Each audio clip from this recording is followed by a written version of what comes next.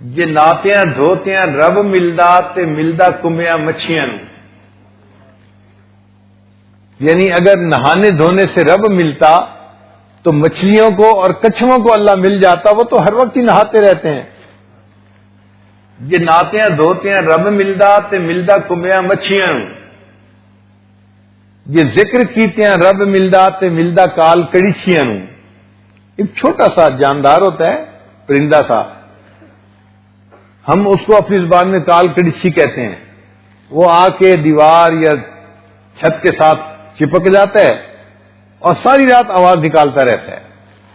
اس کی آواز کو وہ کہتے ہیں کہ وہ ساری رات اللہ کا ذکر کرتا ہے، کہ اگر ذکر کرنے سے رب ملتا تو اس کال کڑیچی کو رب ملتا، وہ تو ساری رات اللہ کا ذکر کرتی رہتی ہے۔ یہ ناتیاں دھوتیاں رب ملدا تے ملدا کمبیاں مچھیاں نوں، یہ ذکر کیتیاں رب ملدا تے ملدا کال کڑیچیاں نوں، یہ سر منایا رب ملدا تے ملدا بھیڈا سسیاں نوں۔ سسی کی بھیڑ یعنی ایک شیپ ہوتا ہے، اس کے سر کے اوپر بڑے چھوٹے چھوٹے بال ہوتے ہیں اور باقی پورے جسم پہ لمبے لمبے بال ہوتے ہیں۔ تو وہ کہتے ہیں کہ اگر سر منانے سے رب ملتا، اس بھیڑ کو رب مل جاتا، اس کے سر کے بال بڑے چھوٹے ہوتے ہیں۔ اور اخیر پہ کہتے ہیں یہ جتیاں ستیاں رب ملدا تے ملدا دانداں کھسیاں نوں۔ اگر پاک دامنی کی زندگی گزارنے سے رب ملتا تو خسی بیل کو رب مل جاتا، وہ تو مادہ کے قریب بھی نہیں جا سکتا۔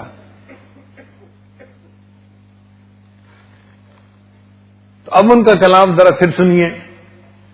یہ ناتیاں دھوتیاں رب ملدا تے ملدا کمبیاں مچھیاں نوں، یہ ذکر کیتیاں رب ملدا تے ملدا کال کڑیچیاں نوں، یہ سر منایا رب ملدا تے ملدا بھیڈا سسیاں نوں، یہ جتیاں ستیاں رب ملدا تے ملدا دانداں کھسیاں نوں۔ اور آخر پر آ کر کہتے ہیں رب ملدا تے ملدا نیتا اچھیاں نوں۔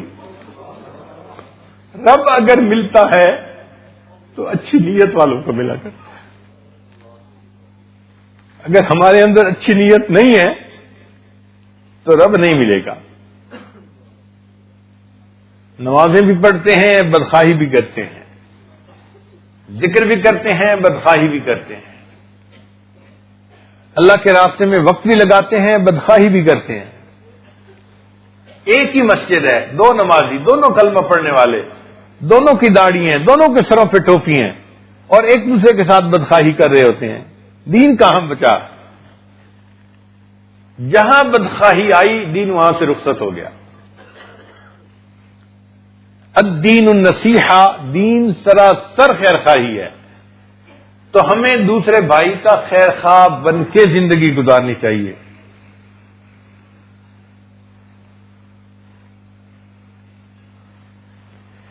جتنا دوسروں کے ساتھ خیر خواہی کریں گے اس کے بدلے اللہ تعالی ہمارے ساتھ خیر خواہی کا معاملہ فرمائے۔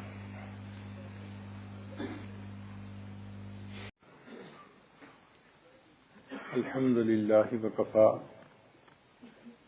وسلام علی عبادہ الذین اصطفی، اما بعد، اعوذ باللہ من الشیطان الرجیم، بسم اللہ الرحمن الرحیم۔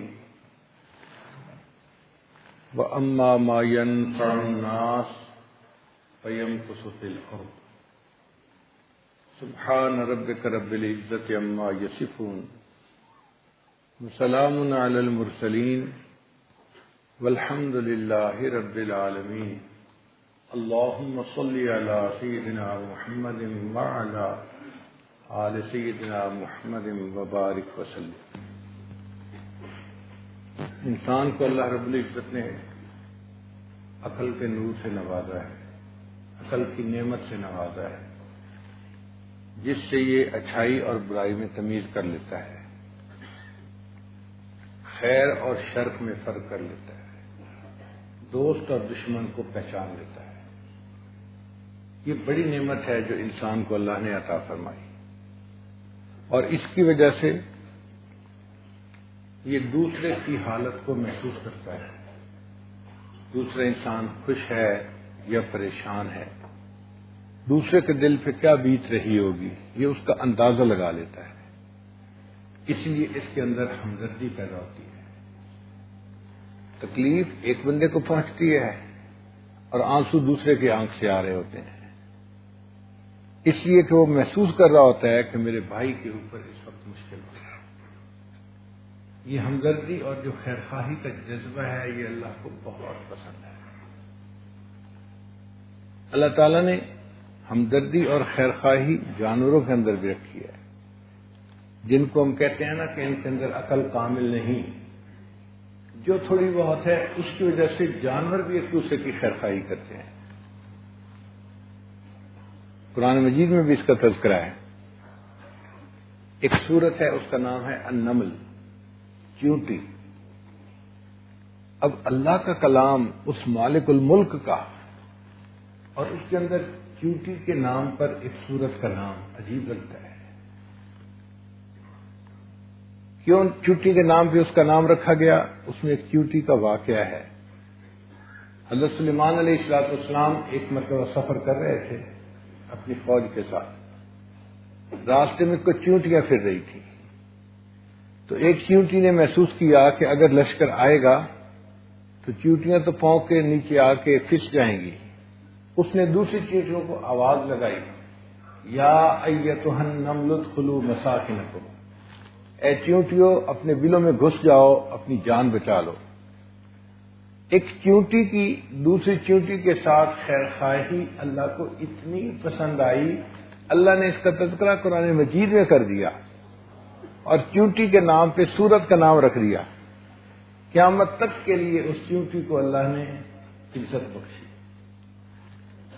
تو اگر ایک جانور دوسرے جانور کی خیرخواہی کرتا ہے اللہ اتنے خوش ہوتے ہیں.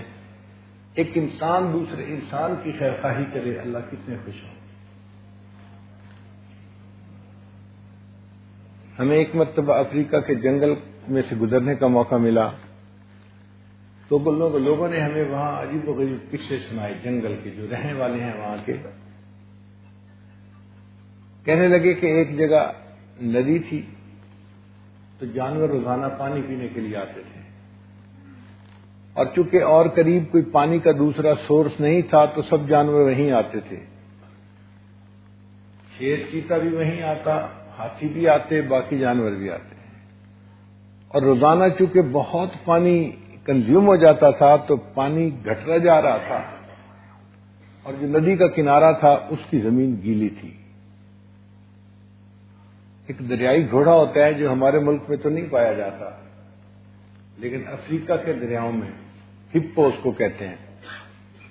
یہ ہاتھی کی طرح ایک بھاری بھرکم جانور ہوتا ہے، سونڈ نہیں ہوتی، مگر اس کو دیکھو تو ایسے لگتا ہے جیسے پورا کا پورا پیٹ ہے اور اس کو 4 ٹانگیں لگی ہوئی ہیں.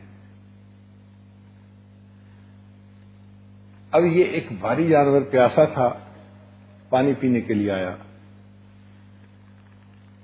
جب اس نے پانی کو دیکھا تو اس نے چاہا کہ میں جلدی سے پانی پی لوں. وہ ایک ایسی طرف سے ندی کے قریب ہوا جہاں پہ دلدل تھی. مڈ ہوتی ہے نا جہاں زیادہ کیچڑ ہوتا ہے اور زیادہ ہوتا ہے، تو وہاں کوئی بھاری چیز آئے تو وہ دھنستی ہے، اندر جاتی ہے. ہپو کے دونوں پاؤں جو تھے وہ اندر دھنس گئے. اس نے نکالنے کے لیے جو زور لگایا تو اس کے پچھلے 2 پاؤں بھی زمین میں دھس گئے. اب وہ جتنا زور لگاتا اتنا اس کیچڑ کے اندر اور دھستا جاتا، حتیٰ کہ اس کو محسوس ہوا کہ میں پھنس چکا ہوں، اب میرا نکلنا مشکل ہے. تو اس جانور نے آوازیں نکالنی شروع کر دی. ان آوازوں کا مطلب تھا کہ پلیز مجھے مدد کی ضرورت ہے، میری مدد کرو. کئی گھنٹے اس طرح گزر گئے، ہپو نکل نہیں پا رہا تھا. اب اس کو ایک پریشانی اور لگ گئی کہ اندھیرا قریب ہے، رات قریب ہے. اگر شیر آ گیا تو وہ مجھے دیکھے گا کہ میرے پاؤں تو یہاں پکڑے ہوئے ہیں، تو حملہ کرے گا تو مجھے جان سے مار دے گا، کاٹ کھائے گا. اب جب اس کو اپنی جان کی فکر لگی تو اس نے بہت دردناک آواز نکالنی شروع کر دی جس جانور کو بھی دیکھا دردناک آواز نکالتا. اتنے میں ہاتھیوں کا ایک بڑا گروپ آیا. ریوڑ سمجھ لیں. ہاتھیوں کی ایک خوبصورت عادت ہے، جب وہ چلتے ہیں نا تو وہ بھیڑ بنا کے نہیں چلتے، لائن میں چلتے ہیں، ایک کے بعد دوسرا، تیسرا، چوتھا. 200 ہاتھی بھی ہوں گے تو ایک لائن میں آپ کو چلتے نظر آئیں گے. جیسے تسبیح میں دانے پروئے ہوتے ہیں نا، اس طرح وہ ایک کے پیچھے دوسرا، ایسے لگتا ہے جیسے فٹ سٹیپ کے اوپر چل رہے ہیں. جو سب سے بڑا ان کا سردار ہوتا ہے وہ آگے ہوتا ہے اور باقی سب اس کے پیچھے پیچھے. ہاتھیوں کا بڑا گروپ آیا اور اس نے پانی پینا شروع کر دیا. اتنے میں اس ہپو نے آواز نکالی. اس کی آواز میں درد تھا، میسج تھا کہ میری زندگی موت کا مسئلہ ہے، پلیز مجھے ہیلپ کریں، مجھے یہاں سے نکالیں. اب وہ جو ہاتھیوں کا امیر تھا، بل ایلیفینٹ، جسامت میں بڑا تھا، طاقتور تھا، اس نے محسوس کیا کہ کسی کو میری مدد کی ضرورت ہے. اس نے اپنے اس گروپ کو چھوڑا اور اس ہپو کے پاس آیا اور آ کے اس نے بڑی احتیاط کے ساتھ اپنے قدم ایسی جگہ پر رکھے جہاں کیچڑ نہیں تھا. قریب آ کر اس نے اپنا ٹرنک، سونڈ جو تھا وہ اس ہپو کے یعنی ٹانگ کے گرد لپیٹا اور اس کو جو زور سے کھینچا تو نکال کے اس کو باہر کر دیا اور پھر واپس ہاتھیوں کے ساتھ مل کے اپنے گھر پہ چلا گیا. اب جسے ہم جانور کہتے ہیں، عقل نہیں ہے اس کے پاس، جو تھوڑی موٹی سمجھ ہے اس کی وجہ سے اس کے اندر بھی ہمدردی ہے. تو ہم انسان ہو کر اگر ہمدردی سے محروم ہو تو کتنی عجیب بات ہے. بلکہ ایک مرتبہ ہم ایک جنگل میں گئے تو وہاں ایک انگریز میاں بیوی رہتے تھے، ان کا قصہ کسی نے سنایا. یہ انگریز لوگ بھی عجیب ہیں، ایک ایک جانور کے اوپر ریسرچ کرتے کرتے زندگی گزار دیتے ہیں. کوئی سانپ پہ ریسرچ کر رہا ہے، کوئی شیر پہ ریسرچ کر رہا ہے، کوئی ہاتھی پہ کر رہا ہے. ایک جانور کے اوپر جیسے کوئی پی ایچ ڈی کرتا ہے ایسے پی ایچ ڈی کرتے ہیں اور پھر جنگلوں میں جا کے رہتے ہیں اور اسی جانور کی زندگی کو دیکھتے بھی ہیں، اس پر کتابیں لکھتے ہیں، اس کی تصویریں اکٹھی کرتے ہیں، ڈاکومنٹری بناتے ہیں. ایسے لگتا ہے جیسے اسی جانور کی خاطر یہ زندگی گزار رہے ہیں. یہ میاں بیوی دونوں جو تھے یہ شیر پر ریسرچ کر رہے تھے. جنگل میں رہتے تھے اور جنگلی شیر جب آتا تھا تو اس کو بھی دیکھتے تھے اور اس کی ویڈیو بناتے تھے. اس دوران اس میاں بیوی کو شیر کا بچہ مل گیا کہیں سے. شیر کا بچہ بالکل بلی کی طرح کا ہوتا ہے، سائز بھی ہوئی ہوتا ہے.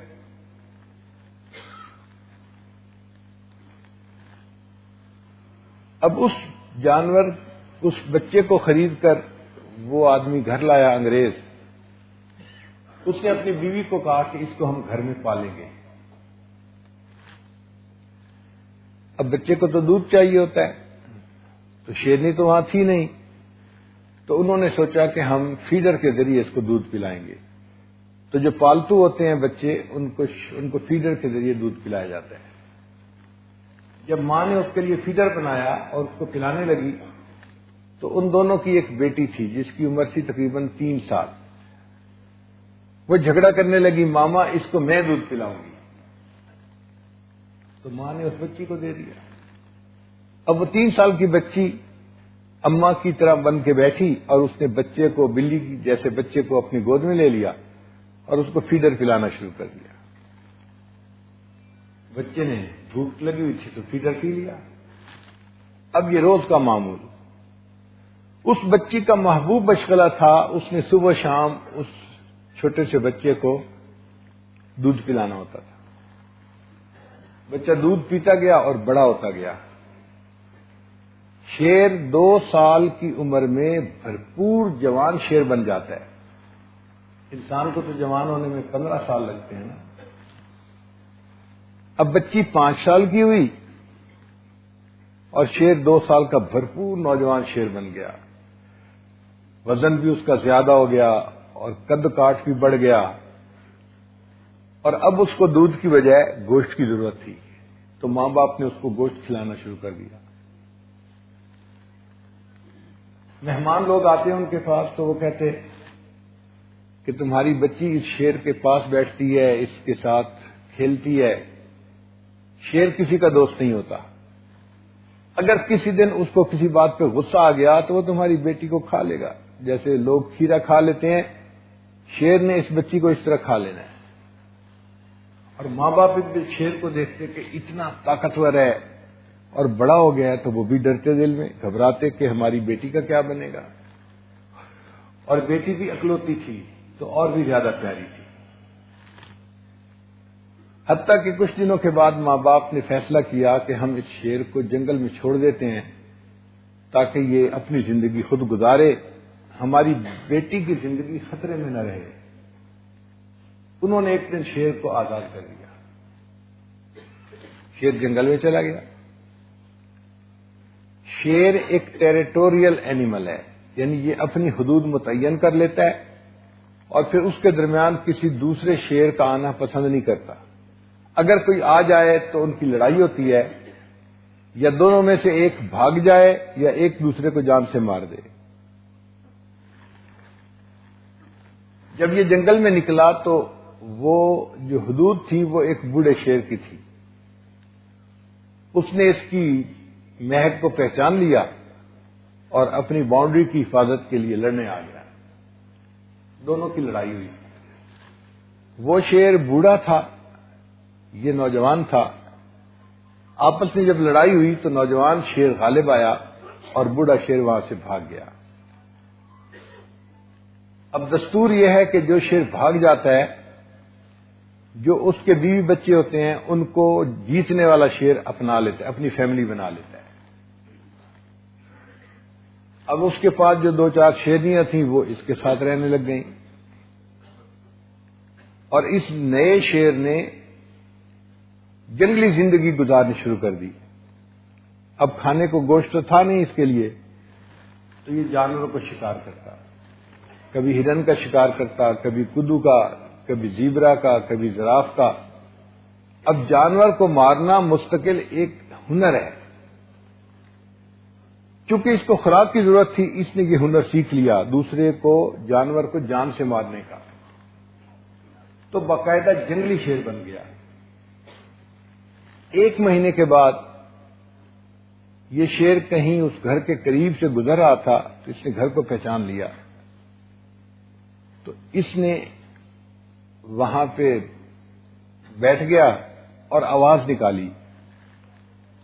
وہ آواز دوستی کی تھی، اور یہ آواز اس بچی کو یہ دیا کرتا تھا جب اس نے اس کے ساتھ کھیلنا ہوتا تھا۔ بچی نے شیر کی آواز سنی تو وہ گھر سے نکلی اور شیر کے پاس پہنچ گئی۔ اب جنگلی شیر جنگل میں بیٹھا ہوا ہے اور ایک 5 سال کی بچی اس کے قریب ہے۔ ماں باپ نے تھوڑی دیر بعد جب دیکھا کہ بچی نہیں ہے، باہر نکل کے دیکھا تو دور شیر کے پاس تھی۔ ماں بڑی پریشان، اب دور سے آوازیں لگا رہی ہے، بیٹی یہ اب جنگلی شیر ہے، یہ وحشی ہے، تم آ جاؤ، یہ تمہیں کاٹ لے گا، تمہیں کھا لے گا۔ اور بچی ماں کی بات سن ہی نہیں رہی، وہ آرام کے ساتھ اس کے ساتھ ٹیک لگا کے شیر کے ساتھ بیٹھی ہوئی ہے، کبھی اس کے سر کے بالوں کو ہاتھ لگاتی ہے، کبھی اس کی گردن کے بالوں کو، اور شیر اس کے ساتھ آرام سے بیٹھا ہے۔ حتیٰ کہ کافی دیر کے بعد بچی جب واپس آئی تو ماں کے جان میں جان آئی، اس نے اپنے خامن سے مشورہ کیا کہ اگر یہ جنگلی شیر آتا رہے گا اور ہماری بیٹی اس کے پاس جاتی رہے گی تو پھر تو اس کی جان 100% خطرے میں ہے، تو اب بہتر یہ ہے کہ ہم اس جگہ کو چھوڑ کے ہی چلے جائیں۔ انہوں نے اپنے وطن واپس جانے کا ارادہ کر لیا، ٹکٹیں بنوا لیں، اپنا سامان سمیٹ لیا۔ جس دن فلائٹ تھی تو انہیں 3 گھنٹے پہلے ایئرپورٹ پہ پہنچنا تھا۔ اللہ کی شان دیکھے، کوئی 5 گھنٹے پہلے فلائٹ سے شیر اس دن پھر واپس آ گیا اس گھر کے قریب۔ اس نے آواز دی اور بچی پھر بھاگ کے اس کے پاس چلی گئی۔ آج کے دن ذرا سچویشن ڈفرینٹ تھی۔ شیر کے ساتھ اس کی شیرنی ایک بیوی بھی آئی ہوئی تھی۔ اب شیر بیٹھا ہوا ہے اور کچھ فاصلے پہ شیرنی بیٹھی ہوئی ہے۔ یہ لڑکی گئی اور شیر کے ساتھ جا کے جس طرح پہلے کھیلتی تھی، اس کے بالوں کو ہاتھ لگانے لگی، اس کے پاس ٹیک لگا کے اس کے ساتھ بیٹھ گئی۔ اس بات پہ شیرنی کو غصہ آ رہا تھا کہ یہ کون ہے جو میرے ہسبینڈ کے ساتھ اس طرح آرام کے ساتھ بیٹھی ہے اور اس کو ہاتھ لگا رہی ہے۔ جب ماں نے دیکھا کہ بیٹی گھر پہ نہیں تو اس نے باہر نکل کے دیکھا کہ کہاں ہے۔ اس کو پتا چلا کہ بیٹی اس شیر کے پاس ہے۔ اس نے دور سے آواز دی، بیٹی آ جاؤ، ہم نے جانا ہے ایئرپورٹ کے اوپر اور تمہارے ابو بھی انتظار کر رہے ہیں، جلدی آؤ نہیں تو ہم چلے جائیں گے۔ تھوڑی دیر وہ لڑکی شیر کے پاس بیٹھی رہی، پھر اس نے سوچا کہ چلو میں اپنے گھر جاتی ہوں۔ جیسے ہی وہ 5 سال کی لڑکی، چھوٹی سی لڑکی تھی، وہ اپنے گھر کی طرف چلنے لگی تو شیرنی کو اس کے اوپر غصہ تھا، شیرنی نے اس کے اوپر حملہ کر دیا۔ جیسے ہی شیرنی حملہ کرنے کے لیے اس کی طرف بھاگی، شیر نے بیٹھے بیٹھے اچانک لمبی چھلانگ لگائی اور ہوا کے اندر اس نے شیرنی کے زور کا ایک تھپڑ لگایا۔ اب جب شیرنی کو تھپڑ لگا تو وہ تو بھاگ گئی۔ بچی حیران تھی کہ یہ کیا ہو گیا۔ وہ شیر بچی کے قریب آیا اور اس نے اپنی دم ہلانی شروع کر دی۔ جب شیر دم ہلاتا تھا تو اس بچی کو یہ میسج ہوتا تھا کہ تم میری کمر پہ سواری کر سکتی ہو۔ تو جب اس نے دم ہلائی تو بچی اس کی کمر کے اوپر بیٹھ گئی، جیسے گدھے یا گھوڑے کے اوپر کوئی بیٹھتا ہے، اور شیر اس کو لے کر اس کے مکان کے دروازے کے قریب لا کر چھوڑ کر واپس جنگل میں چلا گیا۔ جس کو ہم درندہ کہتے ہیں، جو جان کا دشمن ہے، جو انسانی گوشت کھاتا ہے، اس پر بھی اگر کسی نے احسان کیا ہے، بھلائی کی ہے، تو جانور نے اس کو بھی یاد رکھا اور آج اس کے ساتھ اس نے بھلائی کا معاملہ کیا۔ انسان تو پھر انسان ہے۔ ہمیں بھی چاہیے کہ ہم مل جل کر زندگی گزارتے ہیں تو ہم خیر خواہی کا معاملہ کریں۔ نبی علیہ الصلوۃ والسلام نے انسانیت کو تعلیم دی، خیر الناس من ینفع الناس، انسانوں میں سب سے بہتر انسان وہ ہے جو دوسرے انسانوں کو زیادہ نفع پہنچاتا ہے۔ آج ہم دوسرے کو نقصان پہنچاتے ہیں، دوسرے کی دل آزاری کا سبب بنتے ہیں، دوسرے کی تکلیف کا سبب بنتے ہیں۔ ہماری وجہ سے لوگوں کی راتوں کی نیندیں خراب ہو جاتی ہیں، لوگ تکلیف میں ہوتے ہیں، ہمیں اس کا احساس نہیں ہوتا۔ چنانچہ ایک نئی ریسرچ ہے، پوری دنیا میں سمپتھی اور ایمپتھی 40% کم ہو گئی ہے۔ یعنی اگر انسانوں میں 100% پہلے ہمدردی ہوتی تھی تو اب صرف 60% رہ گئی ہے، 40% کم ہو گئی ہے۔ اور یہ 40% کم کیوں ہوئی ہے؟ آپ حیران ہوں گے، ویڈیو گیمز کی وجہ سے۔ بندے کو یقین نہیں آتا کہ ویڈیو گیمز کی وجہ سے کیسے، تو مجھے ایک ریسرچ پیپر ملا تو میں نے اسے پڑھا کہ بھئی یہ ہمدردی کم کیوں ہو گئی؟ انہوں نے کہا جی ویڈیو گیمز کی وجہ سے، اور نیچے انہوں نے اس کو ایکسپلین کیا۔ وہ کہنے لگے کہ پہلے 2 بندے آپس میں لڑتے تھے نا، تو دیکھنے والے کی ہمدردیاں مظلوم کے ساتھ ہوتی تھیں، وہ ظلم کو برا سمجھتا تھا اور مظلوم کے ساتھ اس کو ہمدردی ہوتی تھی، تو ہمدردی قائم رہتی تھی۔ اب ویڈیو گیمز کے اندر ایک کریکٹر دوسرے کے مکہ مارتا ہے تو اس کے ساتھ کوئی فیلنگز کا تعلق نہیں ہے، ایک دوسرے کو قتل کر دیتا ہے ویڈیو گیم کے اندر تو دیکھ کے کوئی احساس نہیں ہوتا۔ یہ جو احساس نہیں ہوتا بچے کے اندر، یہ پریکٹیکل لائف میں بھی ریپلے ہوتا ہے کہ جب پریکٹیکل لائف میں کوئی کسی کو مار دیتا ہے تو مرتا اس کو دیکھ کے دوسرے بندے کو کوئی احساس نہیں ہوتا، تو وہ بے حس بن جاتا ہے۔ تو دیکھنے میں بچوں کی گیمز ہیں لیکن انسان کی زندگی کے اندر اس طرح یہ زہر گھول دیتی ہیں، اس کو بے حس بناتی ہیں. چنانچہ بچے ماں باپ کے بارے میں بے حس ہوتے ہیں، ان کے ساتھ جو گزر رہا ہو کوئی پرواہ نہیں ہوتی. بھائی کے بارے میں بے حس ہوتا ہے، پڑوسی کے بارے میں بے حس، ایک انسان دوسرے کے بارے میں بے حس ہوتا ہے. اس وجہ سے نبی علیہ الصلوۃ والسلام نے تعلیمات دی کہ ہر مسلمان کو دوسرے مسلمان کے ساتھ ہمدردی کا معاملہ کرنا چاہیے، بلکہ مسلمان کی شرط بھی نہیں، انسان کے ساتھ. خیر الناس من ينفع الناس، یا مسلمان کا نام نہیں لیا گیا. تم میں سے سب سے بہتر وہ ہے جو دوسرے انسان کے ساتھ بھلائی کرے. تو کافر کے ساتھ بھی بھلائی کرو گے تو اللہ تعالیٰ تم سے راضی ہو جائیں گے، خوش ہو جائیں گے. چنانچہ آپ دیکھیے کہ صحابہ کرام کی جماعت جو تھی وہ ایک دوسرے کی خیر خواہ تھی. ان کی حالات زندگی پڑھو تو یوں لگتا ہے کہ ہر بندہ دوسرے کا خیر خواہ. ایک گھر والوں نے بکری ذبح کی، سوچا ہم اس بکری کا سر جو ہے وہ ہمسائے کے گھر بھیج دیتے ہیں تو وہ بھی پکائیں گے اور کھائیں گے. سری پائے بہت ٹیسٹی ہوتے ہیں، بعض لوگ بہت پسند کرتے ہیں. تو انہوں نے اس بکری کے سر جو تھا وہ ہمسائے کو بھیج دیا. ہمسائے کی عورت نے سوچا ہمارے پاس تو کچھ نہ کچھ ہے، ہم سبزی پکا لیں گے، بہتر یہ ہے کہ ہم یہ سر بکری کا جو ہے یہ کسی اور رشتے دار کو بھیج دیں. انہوں نے تیسرے گھر بھیج دیا، پھر تیسرے نے چوتھے گھر بھیج دیا. چوتھے گھر والوں نے سوچا کیوں نہ ہو ہم اس چیز کو کسی اور رشتے دار دوست کے گھر بھیج دیں، ہمارا تو گزارا ہو جائے گا.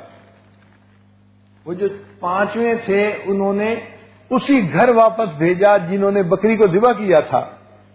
وہ 5 گھروں سے ہو کر واپس ان کے گھر آئی، جس گھر سے چلی تھی اسی گھر میں لوٹ کے واپس آئی. اتنے خیر خواہ تھے ہم، ہر بندہ چاہتا تھا میرا تو گزارا ہو جائے گا، بہتر ہے یہ چیز میرے بھائی کو مل جائے. کتنا ہم دوسرے کا خیال رکھنے والے ہوتے تھے، کتنا دوسرے کی بھلائی سوچتے تھے.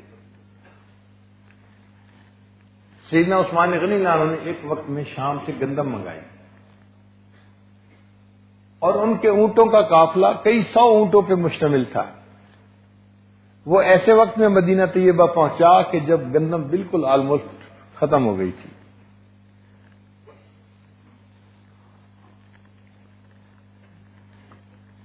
اب جب گندم بالکل ہی ختم ہو گئی تو جو دکاندار حضرات تھے وہ اس کی تلاش میں تھے کہ کہیں سے ملے اور ہم اس کو خرید کے آگے گاہکوں میں بیچیں. مدینہ طیبہ کے باہر مدینے کے جو بڑے بڑے دکاندار تھے نا، جو تھوک کا کام کرتے تھے، وہ جمع ہو گئے.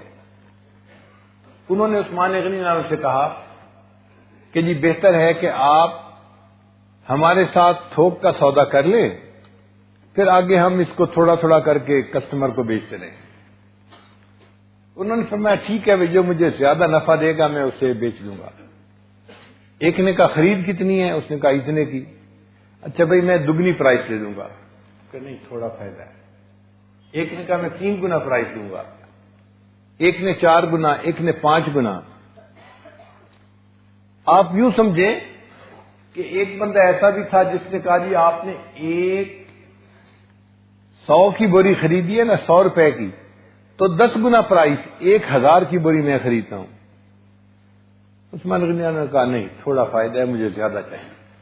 اس پہ لوگ حیران، بھئی آپ کو 10 گنا پروفٹ مل رہا ہے، 10 ٹائمز پروفٹ مل رہا ہے، اور آپ کہتے ہیں کہ یہ تھوڑا فائدہ ہے میں نہیں بیچتا. عثمان غنی اللہ نے جواب دیا جی ہاں، میرے پاس ایک ایسا کسٹمر بھی ہے جو اس سے زیادہ نفع دے کے میرے مال خریدنے کو تیار ہے. یہودیوں نے کہا جی کہ ہماری سمجھ میں تو نہیں آتی، آپ جائیں اس کسٹمر کو بے شک جا کے بیچ لیں.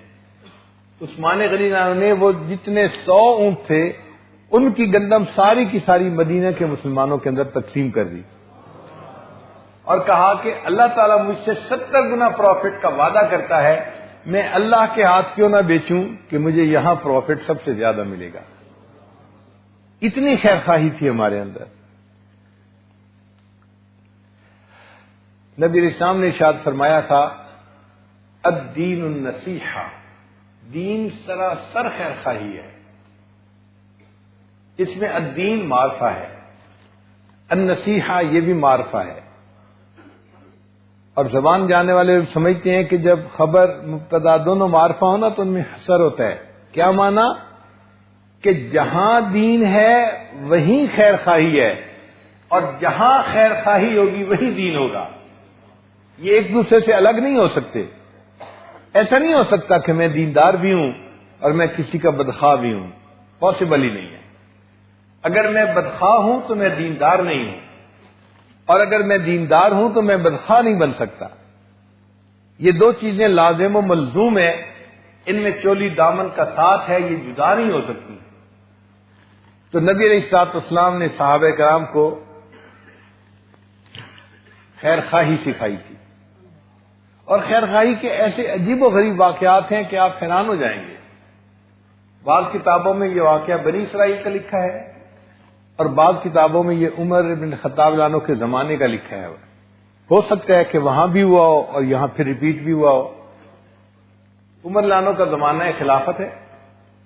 ایک آدمی نے زمین بیچی اور دوسرے نے خریدی۔ خریدنے والے نے سوچا مجھے اس میں گہرا حل چلانا چاہیے تاکہ نیچے سے جو نیوٹرینٹس ہیں وہ میری کھیتی کو ملیں اور کھیتی اچھی ہو۔ اس نے جب گہرا حل چلایا تو نیچے سے ایک بکسا تھا، وہ نکل آیا، اور بکسا سونے چاندی سے بھرا ہوا تھا، خزانہ مل گیا۔ اب یہ بندہ بیٹھ کے سوچتا ہے کہ یہ خزانہ میرا نہیں، میں نے تو زمین خریدی تھی نا، اس زمین کی قیمت سے تو یہ خزانہ 100 گنا زیادہ قیمتی ہے۔ جس بھائی نے زمین بیچی یہ اس کی پراپرٹی ہے، اس کا مال ہے، یہ مجھے اس کو دینا ہے۔ اگلے دن وہ بکسا لے کے جو زمین بیچنے والا تھا اس کے پاس پہنچ گیا۔ بھئی زمین میں سے یہ نکلا ہے، یہ میرا نہیں، یہ آپ کا ہے، آپ لے لیجئے۔ اس نے سنا تو اس نے کہا دیکھو بھائی، جب میں نے آپ کے ہاتھ زمین بیچ دی، اب زمین سے جو فائدہ نکلے گا وہ تمہارا ہوگا، میرا نہیں ہوگا، تو میاں میرا تو تعلق ختم ہو گیا۔ اب اگر یہ نکلا ہے تو یہ تمہارا ہے، میرا نہیں۔ اب ایک کہتا ہے جی نہیں یہ میرا نہیں، آپ کا ہے، دوسرا کہتا ہے میرا نہیں، آپ کا ہے۔ فیصلہ کون کرے؟ مقدمہ دائر کر دیا گیا، قاضی کے پاس فیصلے کے لیے مقدمہ آ گیا۔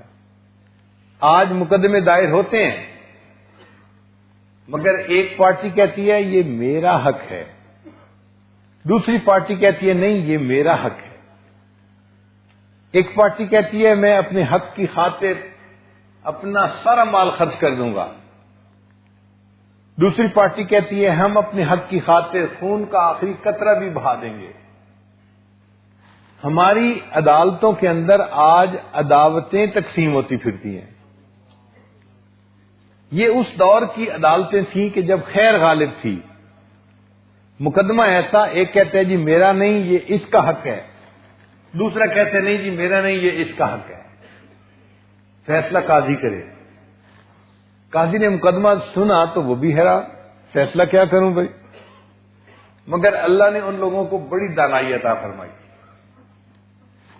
انہوں نے ایک بندے سے اس کے ذرا حالات پوچھے تو ان کو محسوس ہو گیا کہ اس کے گھر میں بیٹی جوان ہے۔ دوسرے سے حالات پوچھے تو پتہ چل گیا کہ اس کے گھر میں بیٹا جوان ہے۔ تو قاضی نے کہا بھئی میں نے دونوں کی باتیں سن لی ہیں، اب میں ججمنٹ تو نہیں دیتا، ایک مشورہ دیتا ہوں، اگر آپ قبول کر لیں۔ ان کا جی کیا مشورہ؟ کہ مشورہ یہ دیتا ہوں کہ آپ اپنی بیٹی کا اس کے بیٹے کے ساتھ نکاح کر دیں اور ان دونوں بچوں کو جہیز میں یہ خزانہ دے دیں تاکہ اس کا فائدہ دونوں والدین کو بھی پہنچ جائے اور ان کے بچوں کو یہ نعمت مل جائے۔ ہمارے اندر اتنی خیر خواہی تھی کہ ایسے مقدمے پیش ہوتے تھے اور ان کے یہ فیصلے ہوتے تھے۔ ایک صحابی تھے، انہوں نے گھوڑا خریدا، مثال کے طور پہ 300 دینار کا،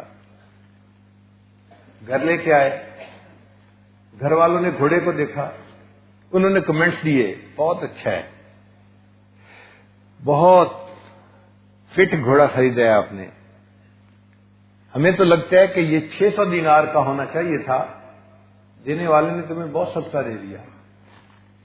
اب ایک بندے کے کمنٹ سن کے انہوں نے ذہن میں سوچا، جس نے بیچا اس کو اپنے مال کی قیمت کا اندازہ نہیں تھا، اس نے اپنا نقصان کر لیا، اور میں اس کا نقصان نہیں چاہتا۔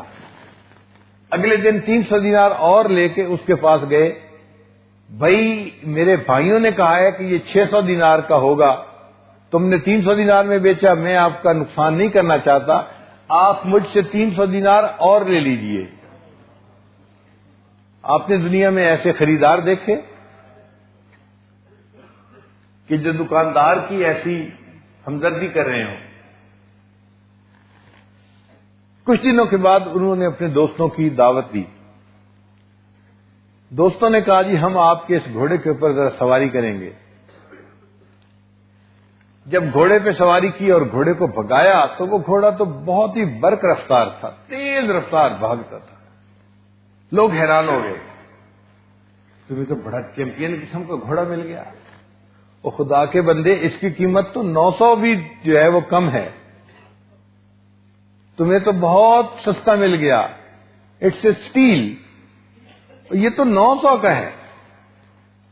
اب جو گھوڑے کے ماہر تھے، جانتے تھے، بگاتے تھے، انہوں نے کمنٹس دیے کہ یہ 900 دینار کا ہے، تو خریدنے والے نے سوچا میرے دکاندار بھائی کا ابھی بھی نقصان ہو گیا، میں نے تو 600 دینار دیے ہیں، مجھے اس کو 900 دینار دینے چاہیے۔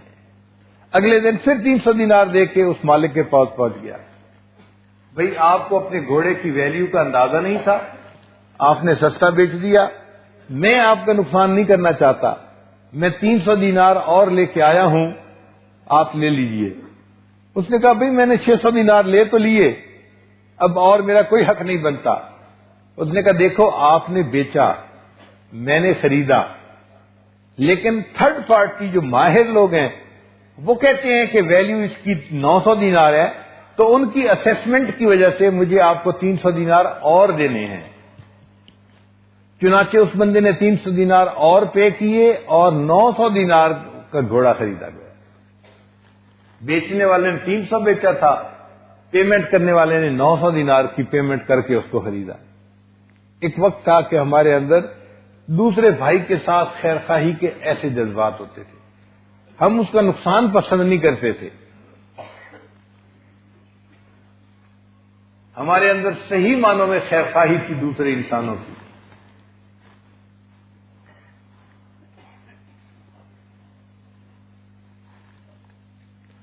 چنانچہ جو خیر خواہ انسان ہوتا ہے نا، جس کی نیت اچھی ہو، ہر ایک کے ساتھ بھلا کرنے کی نیت ہو، ہر ایک کا بھلا سوچے، یہ بندہ اللہ تعالیٰ کا پیارا بندہ ہوتا ہے۔ انسانوں کے ساتھ خیر خواہی تو عظیم کام ہے، اللہ تعالیٰ کو جانوروں کے ساتھ خیر خواہی بھی پسند ہے۔ بخاری شریف کی روایت ہے، ایک بدکار فاحشہ عورت تھی، اس نے ایک پیاسے کتے کو دیکھا تو اس کو پانی پلایا، جب پیاسے کتے کی پیاس بجھی اس نے آواز نکالی، اور اس کے آواز نکالنے پر اللہ نے اس فاحشہ عورت کے سب گناہوں کو معاف کر دیا۔ اب آپ بتائیے، ایک پیاسے کتے کو پانی پلانے پہ اگر اتنا اجر ملتا ہے، ایک پیاسے انسان کو ہم پانی پلائیں گے تو اللہ ہمیں کتنا اجر عطا فرمائیں گے؟ کبھی ہم نے ذہن میں بیٹھ کے سوچا میں کسی پیاسے کو پانی پلاؤں، کسی بھوکے کو کھانا کھلاؤں، کسی بے سہارا بندے کا سہارا بنوں، کسی مصیبت زدہ کی مصیبت دور ہونے کا سبب بن جاؤں؟ فرصت ہی نہیں۔ نفس نفسی کا ایسا عالم طاری ہے کہ دوسرے پر کیا گزر رہی ہے ہمیں اس کا احساس نہیں ہوتا، اپنی دنیا میں مست ہیں۔ اور یہ بے حسی بہت زیادہ اللہ کو ناپسند ہے۔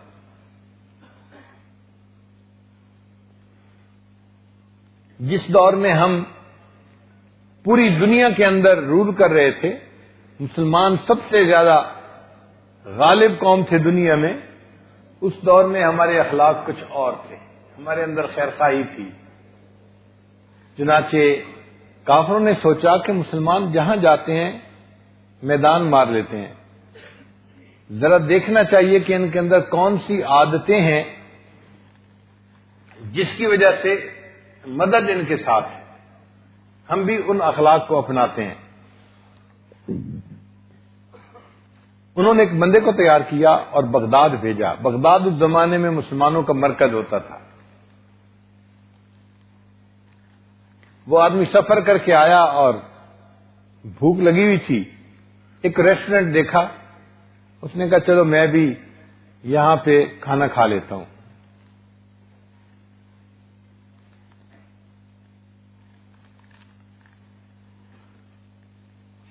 ہم بھی سفر کر کے پشاور پہنچے تھے تو ایک دکان پہ لکھا ہوا تھا چرسی کا ٹکا، تو گاڑی میں بیٹھے نوجوان کہنے لگے جی دل چاہتا ہے یہاں سے ٹکا کھا لیں،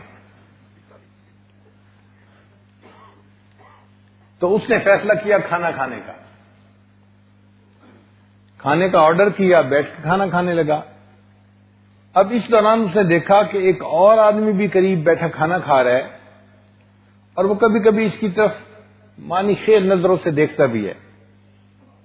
اس نے اپنے دل میں سوچا میں نوارد ہوں، دیکھنے میں یہاں کا نہیں مقامی لگتا، تو یہ ذرا حیران ہو کہ مجھے دیکھتا ہے کہ یہ کہاں سے بندہ آ گیا۔ خیر اس ساتھ والے بندے نے کھانا کھایا اور کھانا کھا کے چلا گیا۔ جب یہ بندہ جو سی آئی ڈی کا تھا اس نے کھانا مکمل کر لیا تو اس نے سوچا کہ میں کاؤنٹر پہ پیمنٹ کروں اور جاؤں۔ کیشیئر کو آ کے کہا کہ بھائی مجھے کھانے کا بل بتائیں کتنا ہے، میں نے پے کرنا ہے۔ اس نے کہا جناب آپ کے بل کی تو پیمنٹ ہو چکی۔ کیسے پیمنٹ ہو گئی؟ یہاں تو میرا کوئی واقف نہیں، کوئی رشتہ دار نہیں۔ اس نے کہا جناب جب آپ کھانا کھا رہے تھے آپ کے قریب ایک مقامی بندہ بھی بیٹھا کھانا کھا رہا تھا، وہ اپنے کھانے کی پیمنٹ کرنے کے لیے آیا تو کہنے لگا کہ فلاں بندہ مجھے مسافر نظر آتا ہے، اس کا بل بتا دو، اس کی پیمنٹ بھی میں کر دیتا ہوں۔ بتانے کی ضرورت اس کو نہیں، اس لیے کہ اجر مجھے اللہ سے چاہیے، بندے سے نہیں چاہیے۔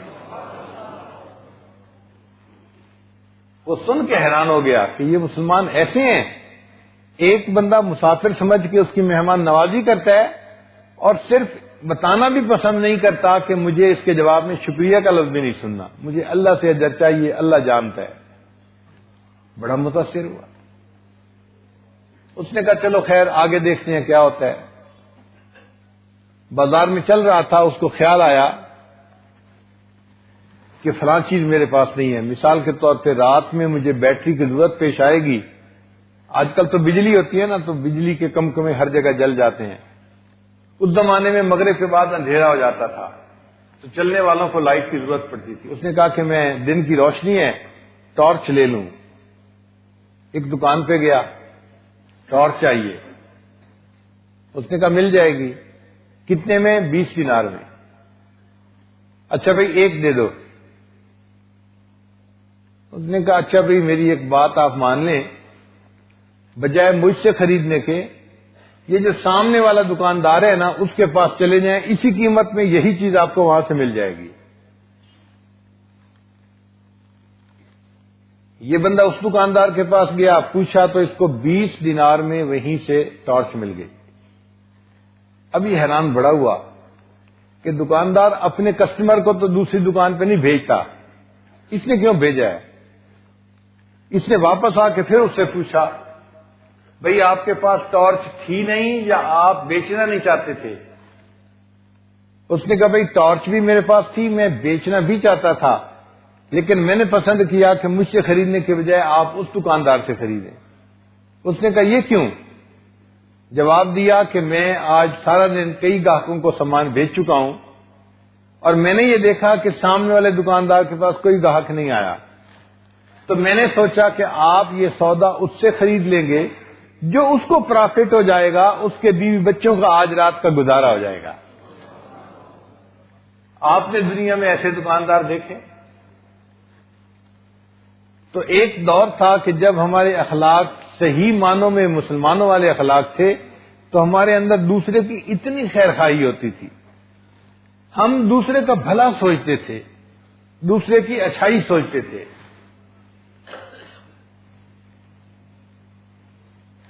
یہ جو نیک نیتی ہوتی ہے نا، یا اچھی نیت ہوتی ہے، ہر ایک کا بھلا سوچنا، ہر ایک کے ساتھ بھلے کا معاملہ کرنا، برائی کا جواب اچھائی کے ساتھ دینا، جوڑ کی بجائے توڑ کی بجائے جوڑ کو پسند کرنا، یہ خیر خواہی کی نیت اللہ کو بہت پسند ہے۔ ہمارے علاقے میں ایک بزرگ گزرے ہیں، سلطان باہو رحمت اللہ علیہ۔ ان کا پنجابی زبان کا عجیب و غریب کلام ہے، میں ان کا ایک شعر سناتا ہوں اور اس کا ترجمہ بھی اردو میں کر دوں گا تاکہ جو علاقائی زبان نہیں سمجھتے وہ بھی اس کے مفہوم کو سمجھ لیں۔ وہ فرماتے ہیں، یہ ناتیاں دھوتیاں رب ملدا تے ملدا کمیاں مچھیاں نوں،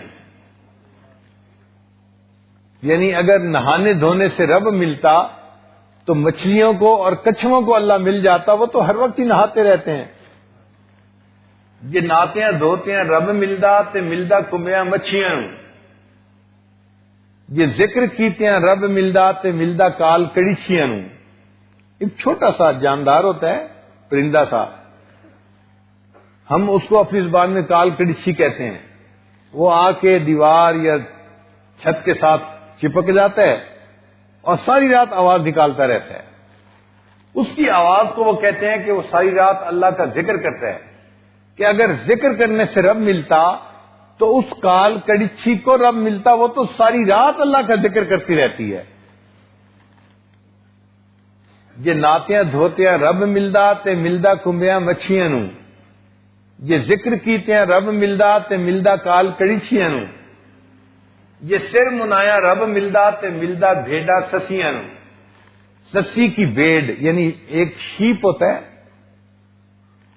اس کے سر کے اوپر بڑے چھوٹے چھوٹے بال ہوتے ہیں اور باقی پورے جسم پہ لمبے لمبے بال ہوتے ہیں۔ تو وہ کہتے ہیں کہ اگر سر منانے سے رب ملتا، اس بھیڑ کو رب مل جاتا، اس کے سر کے بال بڑے چھوٹے ہوتے ہیں۔ اور اخیر پہ کہتے ہیں، یہ جتیاں ستیاں رب ملدا تے ملدا دانداں کھسیاں نوں، اگر پاک دامنی کی زندگی گزارنے سے رب ملتا تو خسی بیل کو رب مل جاتا، وہ تو مادہ کے قریب بھی نہیں جا سکتا۔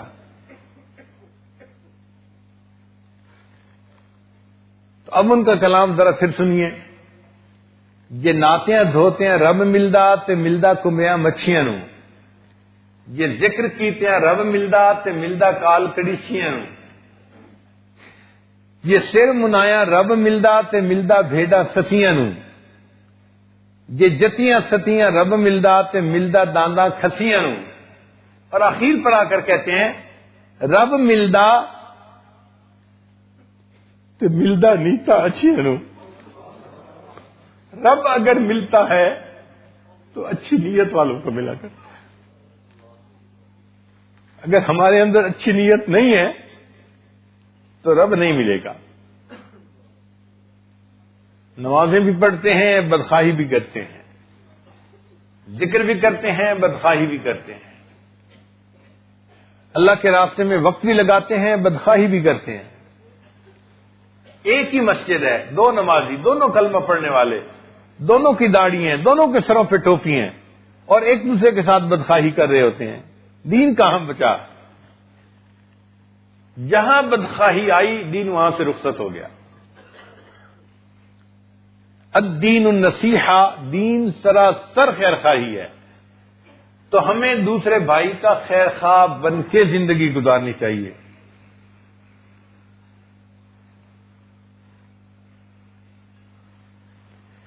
جتنا دوسروں کے ساتھ خیر خواہی کریں گے، اس کے بدلے اللہ تعالی ہمارے ساتھ خیر خواہی کا معاملہ فرمائے۔ قیامت کے دن اللہ تعالیٰ ایک بندے کو کہیں گے، اے میرے بندے، میں بھوکا پیاسا تھا، تو نے مجھے کھانا نہیں کھلایا، پانی نہیں پلایا۔ وہ بندہ حیران ہوگا، یا اللہ، آپ کھانے پینے سے منزہ اور مبرہ. آپ بھوکے پیاسے تھے، میں نے آپ کو کھانا نہیں کھلایا. ہاں میرے بندے، میں بیمار تھا، تو نے میری بیمار پرسی نہیں کی. اے اللہ، آپ تو بیماری سے پاک ہیں، میں نے آپ کی تیمارداری نہیں کی، کیا مطلب اس کا؟ پھر اللہ فرمائیں گے فلاں موقع پہ تیرا پڑوسی بھوکا پیاسا تھا، اگر تو اس کو کھانا کھلاتا ایسا ہی ہوتا جیسے تو نے مجھے کھانا کھلایا ہوتا. آپ اندازہ لگائیے اللہ رب العزت کے ہاں اس خیرخواہی کا کیا مقام ہے. ایک بھوکے کو کھانا کھلانا، پیاسے کو پانی پلانا ایسا ہی ہے جیسے بندہ اللہ کو کھلا رہا ہے اور پلا رہا ہے. کسی بیمار کی بیماری پرسی کرنا ایسا ہے جیسے انسان اللہ کی بیمار پرسی کر رہا ہے. اس سے زیادہ اونچا تصور کہیں نہیں لیا جا سکتا جو دین اسلام نے دیا ہے. شریعت چاہتی ہے کہ ہم میں سے ہر بندہ خیر خواہی کا مجسمہ بن جائے اور دوسرے کے ساتھ خیر خواہی کرے، اپنوں کے ساتھ نہیں، پرایوں کے ساتھ بھی، غیروں کے ساتھ بھی. نبی علیہ السلام نے فرمایا صل من قطعک، جو تجھ سے توڑے تو اس سے جوڑ. یعنی برائی کے بدلے بھی اچھائی کا ہمیں سبق دیا گیا کہ جو تیرے ساتھ برائی کرتا ہے تو اس کے ساتھ بھی اچھائی کا سلوک کر. یہ ہے انسانیت. تو آج کی اس مجلس میں ہم یہ نیت کریں کہ ہم جیسی زندگی گزار چکے، ہم اللہ کے سامنے معافی مانگتے ہیں اور گناہوں سے توبہ کرتے ہیں، اور آئندہ ہم خیر خواہی کا معاملہ کریں گے ہر کسی کے ساتھ. جو گھر کے افراد ہیں ان کے ساتھ خیر خواہی نہیں کرتے. بھائی بھائی کا بدخواہ، بہن بھائی کی بدخواہ، نند بھابھی ایک دوسرے کی بدخواہ، ساس بہو ایک دوسرے کی بدخواہ. ہمارے اندر دین کہاں رہا؟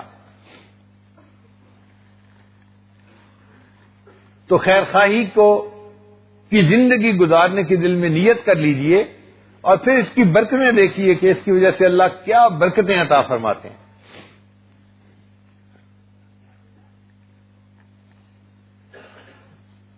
یہ عنوان بھی ذرا نامانوس سا ہے، لوگوں نے اس پر کبھی بات نہیں سنی ہوتی تو ان کو عجیب سی بات لگتی ہے کہ جی یہ کیا کہہ رہے ہیں ہمیں. جی ہاں، ہمیں خیر خواہی کو اپنانا ہوگا. اگر ہم اللہ تعالی کی نظر میں مقبول ہونا چاہتے ہیں تو ہمیں دوسروں کی خیر خواہی کرنی پڑے گی. اچھا یہ بھی سوچیں، کھانا کھلانے اور پانی پلانے پر اللہ اتنے خوش ہوتے ہیں، اگر آپ کسی انسان کو برائی سے نکال کر نیکی کی طرف لے آئیں، اس پر اللہ تعالیٰ کو کتنی خوشی ہوگی.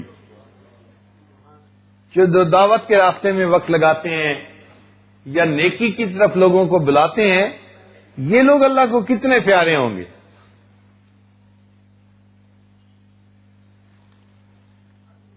حدیث مبارکہ میں اللہ تعالیٰ کو سب سے زیادہ محبت ان لوگوں سے ہے جو اللہ کو بندوں کا محبوب بناتے ہیں اور بندوں کو اللہ کا محبوب بناتے ہیں. تو صحابی نے پوچھا اے اللہ کے حبیب صلی اللہ علیہ وسلم، اس کی ذرا تفصیل بتا دیجئے.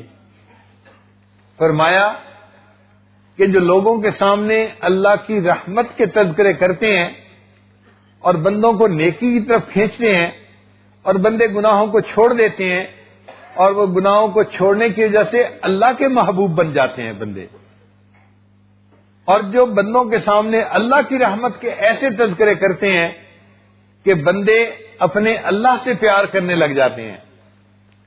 تو جو بندوں کو اللہ کا محبوب بناتے ہیں یا اللہ کو بندوں کا محبوب بناتے ہیں، اللہ ان بندوں سے محبت فرماتے ہیں. تو یہ دعوت و تبلیغ کے راستے میں جو وقت لگتا ہے، یہ بندوں کو اللہ کا محبوب بناتے ہیں، اللہ کو بندوں کا محبوب بناتے ہیں. اصل خیر خواہی یہی ہے کہ ہم کسی کی آخرت سنوار دیں، کسی کو اللہ تعالیٰ کے قریب کر دیں، کسی کو اللہ کا محبوب بنا دیں.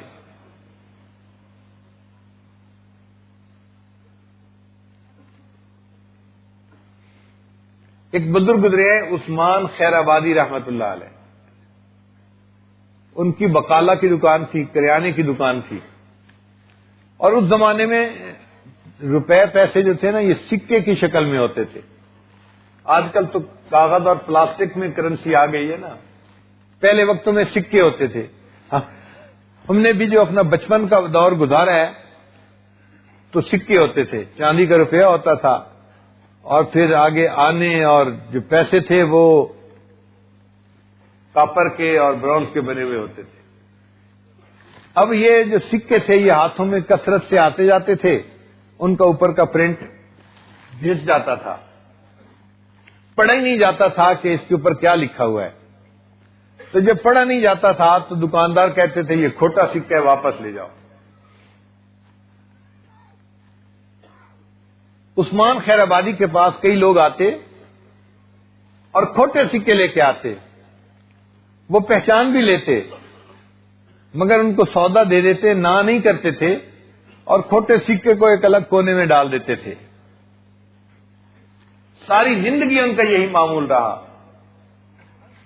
کہ کھوٹے سکے لے لیتے تھے، سودا دے دیتے تھے، اور کھوٹے سکوں کو ایک کونے میں ڈال دیتے تھے. ڈھیر لگ گیا تھا وہاں. کہتے ہیں کہ عثمان خیر آبادی رحمۃ اللہ بیمار ہو گئے اور بالکل ان کے وفات کا وقت قریب تھا، چارپائی پہ لیٹے ہوئے تھے. تو انہیں اپنی کیفیت یہ محسوس ہوئی کہ جیسے اب میرا وقت قریب ہے. جیسے ہارٹ کا مریض ہوتا ہے نا تو اس کو محسوس ہو جاتا ہے کہ میرے دل کا رفتار اب ٹھیک نہیں ہے، فیلنگ شروع ہو جاتی ہیں. ان کو بھی فیلنگ ہوئی کہ اب میری موت کا وقت بالکل قریب ہے.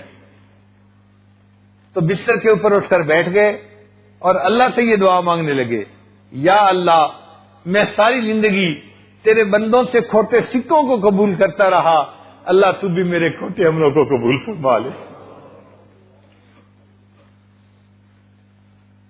اے اللہ میں ساری زندگی تیرے بندوں سے کھوٹے سکوں کو قبول کرتا رہا، اللہ تو اب میرے کھوٹے عملوں کو قبول فرما. سوچیں اللہ کو کتنا پیار آیا ہوگا اس بندے کے اوپر. ہم نے کوئی ایسا عمل جمع کیا اللہ کو پیش کرنے کے لیے، کسی کے ساتھ خیرخواہی کی ہو، بھلا کیا ہو، کسی کے عیب پہ پردہ ڈالا ہو، کسی کا دل خوش کیا ہو، کسی روتے کے آنسو پوچھے ہوں. بے حس انسان. بیوی روتی رہتی ہے کہ جی آپ فلاں کا تعلق چھوڑ دیں، میسج نہ کیا کریں، خاوند سنتا ہی نہیں. ماں روتی رہتی ہے، بیٹا سنتا ہی نہیں. اپنوں کے آنسو پوچھنا نہیں آتا، پرایوں کے آنسو ہم کیا پوچھیں گے. ایسی بے حسی اللہ کو ناپسند ہے، اور اللہ تعالیٰ ایسی بے حسی کی زندگی گزارنے سے ہمیں محفوظ فرمائے. اور جو بقیہ زندگی کے کچھ ایام ہیں ہم ارادہ کریں کہ ہم معاشرے کا ایک خیرخواہ بندہ بن کر زندگی گزاریں گے، گھر کے اندر ایک خیرخواہ انسان بن کر زندگی گزاریں گے. چھوٹوں کا، بڑوں کا، اپنوں کا، پرایوں کا، سب کا ہم سب کے ساتھ خیرخواہی کریں گے. اللہ تعالیٰ میں خیرخواہی کی زندگی گزارنے کی توفیق عطا فرمائے. وآخر دعوانا ان الحمد للہ رب العالمین.